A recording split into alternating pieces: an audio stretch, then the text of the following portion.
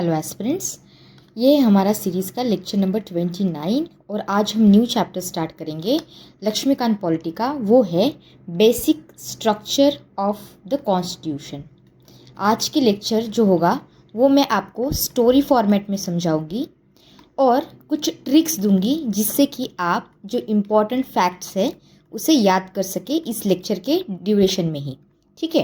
अच्छा, अगर आपको इस लेक्चर की या फिर प्रीवियस लेक्चर्स की पीडीएफ चाहिए तो इसे आप फ्री ऑफ कॉस्ट डाउनलोड कर सकते हैं फ्रॉम टेलीग्राम चैनल। इसका लिंक मैं डिस्क्रिप्शन और पिन कमेंट में दे दूंगी, जहां से आप इसे डाउनलोड कर पाएंगे।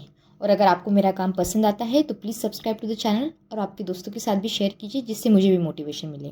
तो चलिए अभी लेक्चर को स्टार्ट करते हैं। सबसे इम्पॉर्टेंट बात क्या है, क्या हुआ कि हमें इंडिपेंडेंस मिला। ठीक है, इंडिपेंडेंस मिला 1947 में।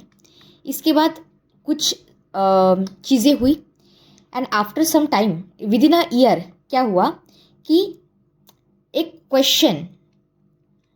क्वेश्चन को प्रेजेंट किया गया सुप्रीम कोर्ट के सामने। वो क्वेश्चन क्या था पता है? क्वेश्चन ये था कि जो फंडामेंटल राइट्स है हमारे, क्या इन्हें हम अमेंड कर सकते हैं? क्या फंडामेंटल राइट्स को अमेंड किया जा सकता है by the constituent power of the parliament under article number 368 of the constitution? ये था सवाल। अब देखो, इस टाइम पे क्या हुआ था ना कि फर्स्ट अमेंडमेंट एक्ट आया गया था। हमारा कॉन्स्टिट्यूशन बन के रेडी हो गया है, हमें इंडिपेंडेंस मिल गई, कॉन्स्टिट्यूशन रेडी हो गया। अब आया था, इंट्रोड्यूस हुआ था फर्स्ट अमेंडमेंट एक्ट 1951। यूपीएससी ने इस पे पहले भी क्वेश्चन पूछ चुके हैं प्रीवियस ईयर्स में। तो फर्स्ट अमेंडमेंट एक्ट 1951 क्या था? इस अमेंडमेंट एक्ट ने क्या किया था? कर्टेल किया था। कर्टेल क्या किया था? Right to property. समझ में आया? और ये on the basis of fundamental rights challenge हुआ सुप्रीम कोर्ट में। समझ में आया? अब मैं आपको स्टोरी समझाती हूँ with the help of chronology, जिससे कि आपको सारी चीज़ें अच्छे से याद आ जाए। अब देखो, ये फर्स्ट फंडामेंटल एक्ट आपको बैकग्राउंड में ध्यान में रखना है। तो क्या हुआ, सबसे पहला इंपॉर्टेंट केस जो यहाँ पे आता है वो है शंकरी प्रसाद केस, और ये था 1951 में। ये ईयर कैसे याद रखोगे आप? देखो, हमें इंडिपेंडेंस कब मिली? 1947 में। कॉन्स्टिट्यूशन बन गया है, रेडी है, सब नया नया है कॉन्स्टिट्यूशन भी। और यहाँ पे क्या हुआ, हमारी फर्स्ट अमेंडमेंट एक्ट आ गया, तो जल्दी ही आ गया, विद इन 3 इयर्स ही हो गया ये काम। तो 1951 ऐसे ध्यान में रखो। और उसी टाइम में पैरेलली एक केस आया है जिसका नाम है शंकरी प्रसाद केस, जिसे हम कहेंगे जो है 1951 में। तो आई होप ईयर याद हो गया होगा। ठीक है, अब आपको ये ध्यान में रखना है कि यहाँ पे शंकरी प्रसाद केस में सुप्रीम कोर्ट ने हमारे क्या कहा है। हमारे ऑनरेबल सुप्रीम कोर्ट ने ये कहा कि जो पार्लियामेंट है, पार्लियामेंट अमेंड कर सकती है कॉन्स्टिट्यूशन को अंडर आर्टिकल 368। तो यहाँ पे सुप्रीम कोर्ट ने कह दिया हाँ। और इसके साथ साथ ये भी बोला कि आप पार्लियामेंट क्या कर सकते हो, अमेंड कर सकते हो फंडामेंटल राइट्स को भी। ठीक है। अब यहाँ पे आपको एक इम्पॉर्टेंट कंसेप्ट समझना है, वो है article number 13 of the constitution. अब ये आर्टिकल नंबर 30 क्या कहता है? अकॉर्डिंग टू आर्टिकल नंबर 13, अगर कोई ऑर्डिनरी लॉ है, ठीक है, कोई ऑर्डिनरी, मैं कॉन्स्टिट्यूशन अमेंडमेंट की बात नहीं कर रही हूँ, कोई ऑर्डिनरी लॉ है और उस ऑर्डिनरी लॉ की वजह से आपके जो फंडामेंटल राइट्स है ये हो रहे हैं वायलेट, तो ऐसे लॉ को वॉइड करार डिक्लेयर किया जाएगा बाय द सुप्रीम कोर्ट। यानी कि अंडर आर्टिकल नंबर 13 आपकी जो फंडामेंटल राइट्स है वो प्रोटेक्टेड है। Protected from what? It is protected from the ordinary law. ठीक है। लेकिन अब क्वेश्चन यहाँ पे ये आता था कि ठीक है, ये तो ऑर्डिनरी लॉ है, ये ऑर्डिनरी लॉ है, लेकिन ये तो कॉन्स्टिट्यूशनल अमेंडमेंट एक्ट नहीं है ना। तो क्या ये कॉन्स्टिट्यूशनल अमेंडमेंट एक्ट अगर मैं करती हूँ तो क्या मैं इससे इंक्लूड करूँगी ऑर्डिनरी लॉ में या फिर अंडर आर्टिकल नंबर 13? क्योंकि अगर constitutional amendment act article number 30 के अंडर काउंट हो जाता है तो फिर तो फंडामेंटल राइट को अमेंड कर नहीं सकते, इसको एब्रिज नहीं कर सकते, you cannot taken it away. ठीक है। लेकिन यहाँ पे क्या हो रहा है, यहाँ पे हमारे ऑनरेबल सुप्रीम कोर्ट ने उस टाइम पे 1951 में शंकर प्रसाद केस में ये बोला कि पार्लियामेंट अमेंड कर सकती है कॉन्स्टिट्यूशन को, तो इसके साथ साथ वो फंडामेंटल राइट्स को भी अमेंड कर सकती है। इतना समझ में आया? ठीक है। अब इसके बाद इन्होंने इसमें और एक बात बोली कि जो लॉ है, लॉ किसके अंडर है, ये आर्टिकल नंबर 13 के अंडर इसे वॉइड नहीं बोला जाएगा। ओके, ये एक बात। अब इसी ही ये जो सेम चीज़ मैंने आपको बताई, इस सेम चीज़ को क्या किया गया, रीअफर्म किया गया। रीअफर्म किया गया, किस में किया गया रीअफर्म, ये किया गया ऑर्डिनरी ये सज्जन सिंह केस ऑफ 1964 में। अब ये ईयर कैसे याद रखोगे, देखो हम आर्टिकल नंबर 13 के बारे में बात कर रहे हैं ना, तो क्या करना, ये 1951 तो आपको याद रहेगा जो हमने यहाँ पे देखा था। इसकी ट्रिक क्या थी 1951 को याद करने की, कि भाई फर्स्ट अमेंडमेंट एक्ट जैसे हमें ये इंडिपेंडेंस मिला तो उसी के आसपास है, मतलब इंडिपेंडेंस मिला और इतनी जल्दी अमेंडमेंट भी आ गया। ठीक है, तो 1951 इसमें क्या करो, ये आर्टिकल नंबर 13 है, इसका 13 ऐड कर लो। ये ट्रिक है, बस आपको ये 1964 का ईयर याद रही इसलिए ये आप ऐड करोगे तो ये कितना आएगा, 1964 आ जाएगा। तो ऐसे आप ध्यान में रखो। ठीक है, तो सज्जन सिंह केस में आपको क्या याद रखना है, बस एक ही चीज़ याद रखनी है, और वो ये है कि जो मैंने ऊपर आपको चीज़ बताई इसी ही यहाँ पे रीअफर्म किया गया। ठीक है, बस इतना ही ध्यान में रखना है। फिर क्या हुआ, कुछ टाइम बीता और यहाँ पे इसके बाद आया कॉन्स्टिट्यूशनल अमेंडमेंट एक्ट। हाँ, यहाँ पे क्या बोला गया कि constitutional amendment act under article 368, यहाँ पे जो पार्लियामेंट अमेंडमेंट एक्ट को लाएगी उसे हम लॉ नहीं बोलेंगे, under the meaning of article 13, जो मैंने आपको ऊपर चीज़ समझाई। अब इसके बाद क्या हुआ, इसके बाद आया after some time Golaknath case. ये इंपॉर्टेंट केस है और ये हम प्रीवियस लेक्चर में भी देख चुके हैं 1967। यहाँ पे अभी रिवीजन हो जाएगी और इसका थोड़ा सा अलग डायमेंशन आपको पता चलेगा। अब गोलकनाथ केस में क्या हुआ, हमारे ऑनरेबल सुप्रीम कोर्ट ने ये कहा, इन्होंने अपना जो डिसीजन था ऊपर बोला गया इसे ना पूरी तरह से रिवर्स कर दिया। और पता है इसमें क्या बोला, इसमें हमारे ऑनरेबल सुप्रीम कोर्ट ने ये कहा कि जो कॉन्स्टिट्यूशनल वैलिडिटी है under 17th constitutional amendment act जो 1964 में आया था, ये क्या थे बेसिकली, इसमें क्या किया गया था कि कुछ सर्टन स्टेट एक्ट्स को ऐड किया गया था 9th शेड्यूल में। ये क्या है ये हम फ्यूचर में देखेंगे ही, तो अभी के लिए इसको ध्यान में रखो कि 17th अमेंडमेंट एक्ट 1964 में क्या किया कि सुप्रीम कोर्ट जो सर्टन स्टेट्स एक्ट है इसको इंक्लूड किया गया था इसमें इन द 9th शेड्यूल। तो ये हुआ था चैलेंज हमारे सुप्रीम कोर्ट ने। ठीक है, तो यहाँ पे सुप्रीम कोर्ट ने ये रूल किया कि भाई देखो जो फंडामेंटल राइट्स है ना आपके, दे आर इम्यूटेबल। तो पार्लियामेंट जो है, पार्लियामेंट इसे एब्रिज नहीं कर सकती। आप फंडामेंटल राइट्स को जो है you can not take it away. Plus इसके साथ साथ सुप्रीम कोर्ट ने ये भी बोला कि जो आपका कॉन्स्टिट्यूशनल अमेंडमेंट एक्ट है अंडर आर्टिकल 368, तो इसमें जो लॉ है ये अब तक क्या था, अब तक ये वॉइड नहीं था अंडर आर्टिकल 13, लेकिन अब क्या है, अब ये वॉइड है under the meaning of article number 13 of the constitution. समझ में आया आपको? तो फिर ये सारी चीज़ें हुई, तो अब गवर्नमेंट कुछ ना कुछ करेंगी ना, पार्लियामेंट रिएक्शन तो देंगी कि आपने पहले तो कुछ अलग बात बोली थी, अब हम चेंजेस कर रहे हैं, तो आपने पूरा अपना जो स्टांस है वो पूरा रिवर्स कर दिया सुप्रीम कोर्ट, तो पार्लियामेंट तो रिएक्ट करेंगी, लॉजिकली सोचो। तो इसलिए पार्लियामेंट ने क्या किया, पार्लियामेंट ने रिएक्ट किया। कैसे रिएक्ट किया, तो यहाँ पे इन गोलकनाथ केस इन्होंने इसके बाद इंट्रोड्यूस किया 24th कॉन्स्टिट्यूशनल अमेंडमेंट एक्ट। ठीक है, 24th, ये हम पहले भी देख चुके हैं, आपको अगर आपको याद हो। ये कब का था, 1971। अब देखो 1971 चल रहा है, इंदिरा गांधी जी का एरा है 1975 1977। ठीक है, तो ये ध्यान में रखो। तो अब देखो इंदिरा गांधी जी की जो पर्सनालिटी है, इसकी इन्फ्लुएंस की वजह से भी ये सारे चेंजेस हुए हैं, ये बैकग्राउंड में आपको ध्यान में रखना है। तो ये है 24th constitutional amendment act of 1971। यहाँ पे क्या हो रहा है, यहाँ पे हमारी पार्लियामेंट की जो पावर है, कौन सी पावर, फंडामेंटल राइट को एब्रिज करने की, the power to take away the fundamental rights, जो आर्टिकल नंबर 368 के अंडर हो सकता है, इसे हम लॉ कंसिडर नहीं करेंगे अंडर आर्टिकल नंबर 13, ये बोला गया था।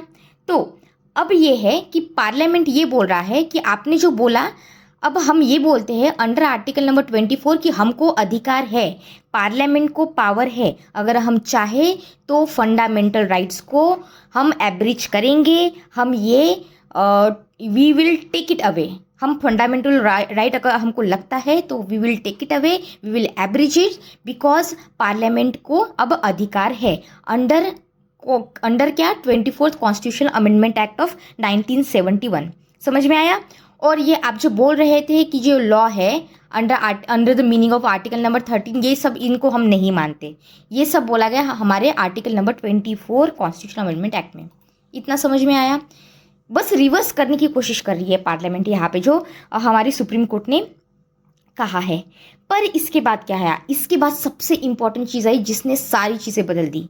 वो क्या था, वो था हमारा केशवानंद भारती केस। ये कब हुआ है, 1971 में। केशवानंद भारती का केस कब आया, 2 साल के अंदर ही अंदर, 1973 में।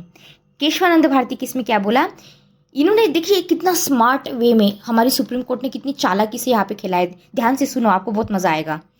यहाँ पे सुप्रीम कोर्ट ने ये बोला कि भाई ठीक है, पार्लियामेंट आप बोल रहे हो ना कि 24th कॉन्स्टिट्यूशनल अमेंडमेंट एक्ट के अंडर आप फंडामेंटल राइट को अमेंड कर सकते हैं, तो ठीक है, हम ये अपहेल्ड करते हैं, हम आपकी बात मानते हैं, बिल्कुल आप फंडामेंटल राइट को अमेंड कर सकते हो, ठीक है, ये बोला। तो इससे क्या किया, ओवर रूल्ड कर दिया हमारी सुप्रीम कोर्ट ने अपना खुद का ही रूल, जो यहाँ पे इन्होंने 1971 में बोला था।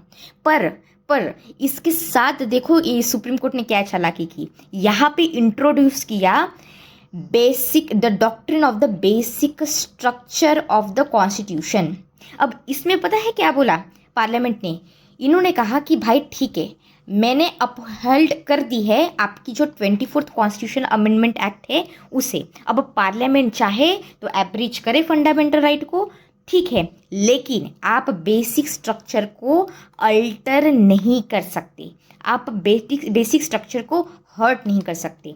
तो you can amend the fundamental right, लेकिन अगर अमेंड फंडामेंटल राइट अगर बेसिक स्ट्रक्चर को फॉर्म कर रहा है तो यू कैन नॉट एब्रिज इट। समझ में आया आपको। तो ये हुआ था केशवानंद भारती केस में। अब पार्लियामेंट ये सब कर सकती है लेकिन बेसिक स्ट्रक्चर को अल्टर नहीं कर सकती। ये सेम चीज़ को क्या किया, रीअफर्म किया गया, किसके द्वारा, सुप्रीम कोर्ट के द्वारा। लेकिन कहाँ पे ये किया गया, इंदिरा नेहरू गांधी केस जो आया था 1975 में। इसलिए बोला था बैकग्राउंड में इंदिरा गांधी जी को ध्यान में रखो, क्योंकि ये सारी चीज़ें इंदिरा गांधी जी के समहाउ इनडायरेक्टली डायरेक्टली अफेक्ट हो रही है, ठीक है। तो इंदिरा गांधी जी नेहरू केस 1975 का ये केस है, यहाँ पे रीअफर्म किया गया।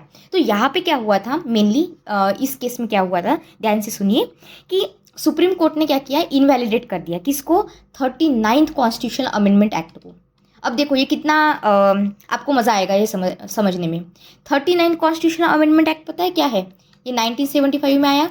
1975 का ईयर सेम ईयर है जब इमरजेंसी लगी थी 1977 तक। तो देखो यहाँ पे हमारी जो गवर्नमेंट है या फिर पार्लियामेंट बोलिए, इन्होंने क्या किया कि जो इलेक्शन होता है प्राइम मिनिस्टर का प्लस जो स्पीकर के, जो हमारे स्पीकर होते हैं लोकसभा के, इन दोनों के जो इलेक्शन है इसे आउटसाइड कर दिया, इसको आउटसाइड रखा। किसके आउटसाइड रखा, जुडिशियल रिव्यू के। समझ में आया। तो फिर यहाँ पे हमारे सुप्रीम कोर्ट ने ये बोला कि भाई ये जो आप कर रहे हो पार्लियामेंट, ये तो बियॉन्ड अमेंडिंग पावर है आपके, आप बेसिक स्ट्रक्चर को अफेक्ट कर रहे हो, ये इनवैलिड है, आपने जो भी चीज़ की है ये इनवैलिड है, ये नहीं चलेगा। तो पता है इस पे क्या हुआ, फिर इस पे हमारी पार्लियामेंट ने रिएक्शन दिया। पार्लियामेंट रिएक्ट करेगी ही, इससे पहले भी किया था। तो पार्लियामेंट ने किया रिएक्ट।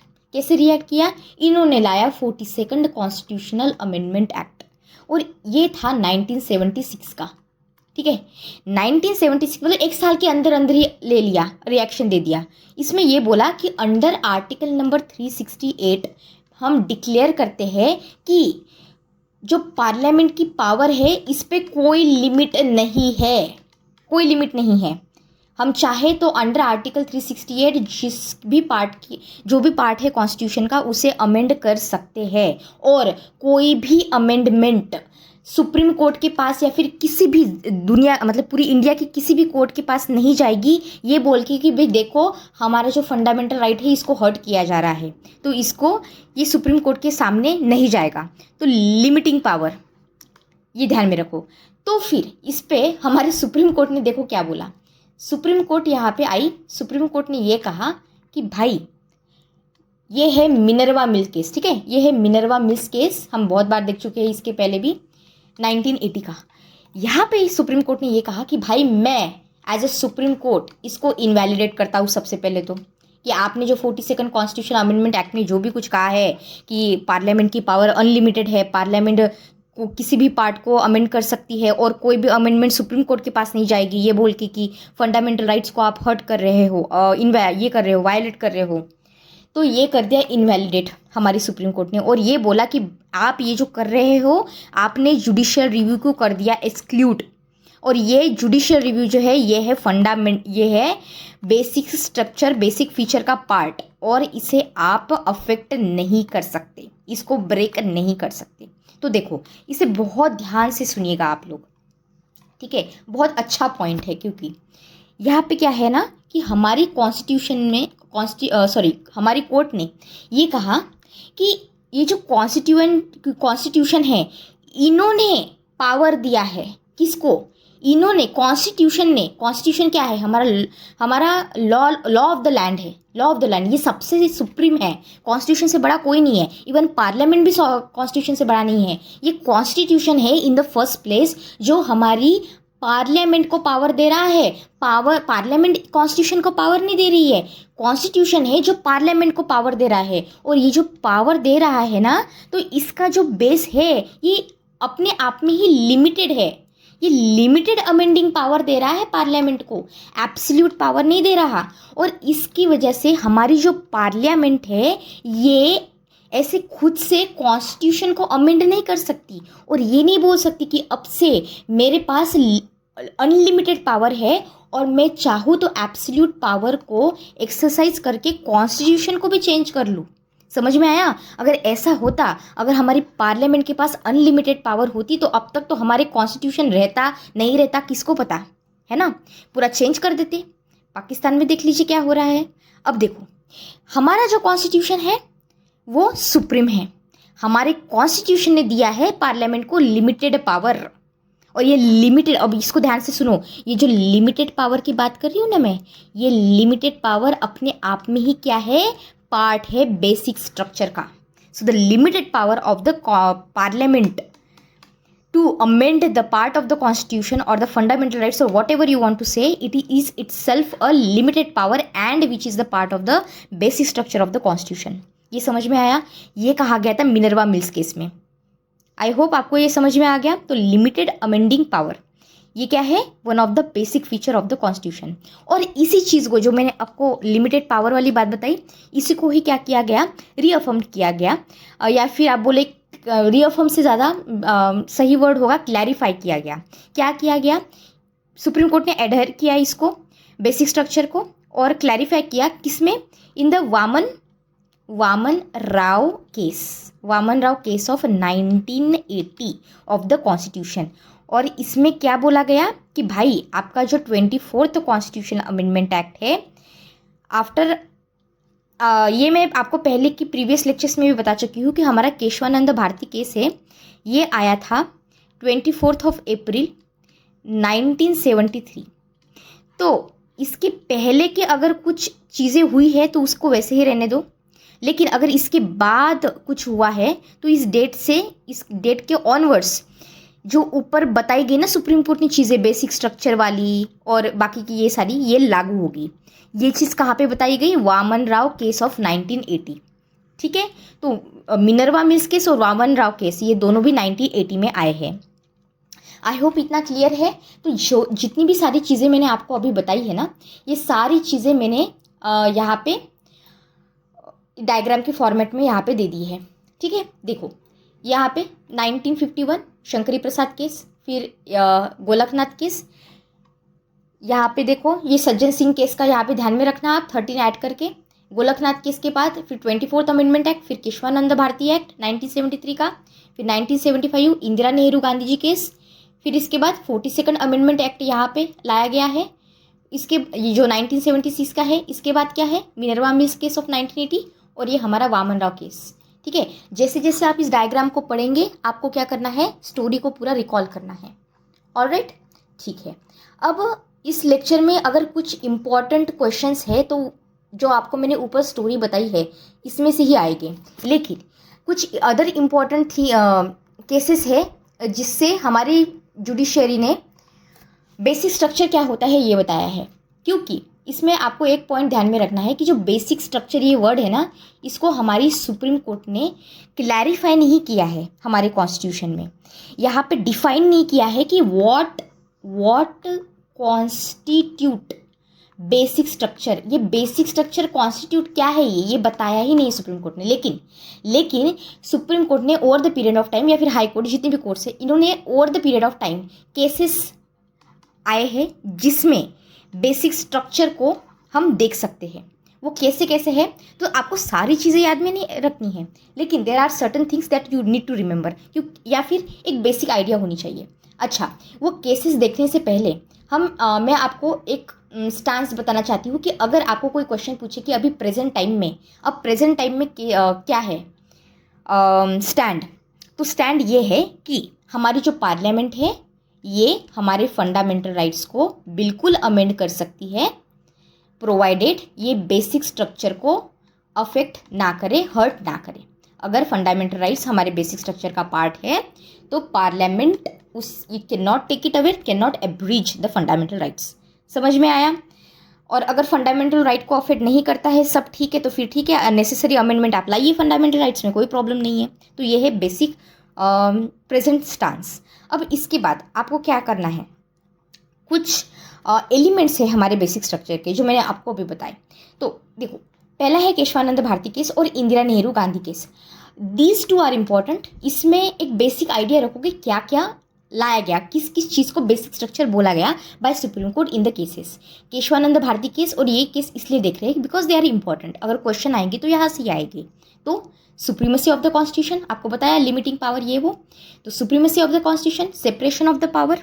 ठीक है, सेपरेशन ऑफ पावर कौन सा? लेजिस्लेटिव, जुडिशियरी, एग्जीक्यूटिव, फिर Republic and democratic government, secular character, federal character, sovereignty and unity of the nation. देखो, पार्लियामेंट के जो कीवर्ड्स हैं ना, ये सारे अब यहाँ पे कवर हो रहे हैं। Individual freedom and dignity, welfare state जो DFSP में देखा था हमने, देन पार्लियामेंट्री सिस्टम।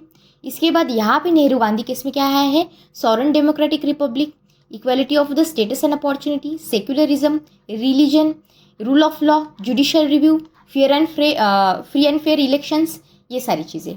ओके, अब देखो यहाँ पे आपको टेबल दिया गया है, लेकिन मैंने इसे डिफरेंट स्टाइल में अरेंज किया है जिससे कि आप रिकॉल कर सकें। आपको सारी चीज़ें एज इट इज़ याद नहीं रखनी है, लेकिन देर आर सर्टन केसेज जो आपको समझ में पता होने चाहिए।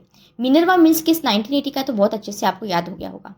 इसके साथ साथ हम ये कुछ जो केसेस है इसे फ्यूचर में भी देखेंगे, लेकिन अभी के लिए समझ लीजिए। किल्हो तो ये वाला ये डिफेक्शन के रिलेटेड है। भीम सिंह जी केस ये वाला एक वेलफेयर स्टेट के रिलेटेड है। इंदिरा स्वानी तो हमने पहले भी देखा था, और ये सेंट्रल कोलफील्ड लिमिटेड केस है इफेक्टिव एक्सेस को लेके। इसके बाद कुछ इंडियन सुप्रीम कोर्ट केसेस है। मिनर्वा मिल्स का केस देख लिया, सेंट्रल कोल, ये जो चीज़ें हैं ये बार बार रिपीट होगी। इसमें कौन से कीवर्ड्स है ये बस ध्यान में रखने हैं आपको। जैसे कि मिनर्वा मिल्स केस में लिमिटेड पावर के बारे में बोला गया, जो मैंने आपको अभी ऊपर समझाया। सेंट्रल कोलफील्ड केसेस में equal access to the justice for all citizens. यहाँ पे welfare of the state and socio economic justice. तो इस तरह से कुछ केसेस हैं जो आपको ध्यान में रखने हैं. There are certain cases only that you need to recall. अब देखो, यहाँ पे भी इंपॉर्टेंट केसेस है, जैसे कि Indira Swani case, it's very important.